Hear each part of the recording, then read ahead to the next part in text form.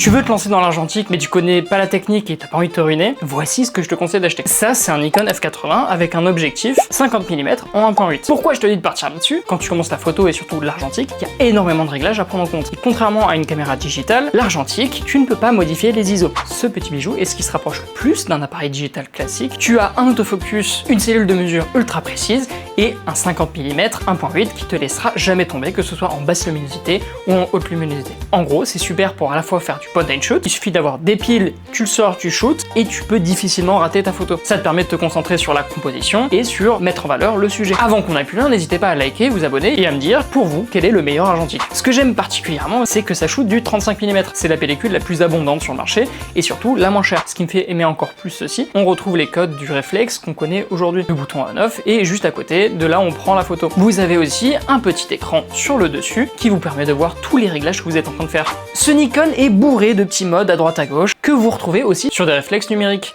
Ce qui fait que vous ne serez pas dépaysé si vous passez de l'argentique au numérique ou si jamais vous faites la transition depuis le numérique jusqu'à l'argentique. C'est globalement un point and shoot qui vous permet aussi d'apprendre à gérer un appareil photo en manuel. Je sais que la marque Nikon est pas mal boudée, mais cet appareil est franchement bon. Et vous avez un flash intégré de qualité. Si tout ça était déjà bien, sachez que cet appareil photo peut s'acheter bien en dessous des 100 €. Et l'objectif que vous voyez coûte environ 40 €. Donc c'est vraiment pas cher pour commencer. En soi, c'est un peu le meilleur des deux mondes. Vous avez la technologie assez récente qui vous assiste du mieux qu'elle peut, tout en gardant quand même de la qualité et surtout de la durabilité à toute épreuve. J'ai personnellement beaucoup utilisé cet appareil photo et je peux vous dire que sur toutes les photos que j'ai prises, j'en ai loupé que 2. Le plus gros piège quand on part dans l'argentique, c'est de vouloir privilégier quelque chose qui est joli, qui est tout en métal, qui va pouvoir se revendre très cher, là où en fait le but de l'argentique c'est de revenir à des basiques, de réapprendre le côté analogique de la photo. Si cette vidéo vous a plu, n'hésitez pas à liker, vous abonner et à me dire en commentaire s'il y a d'autres sujets que vous voulez voir en vidéo. Et sur ce, bonne journée.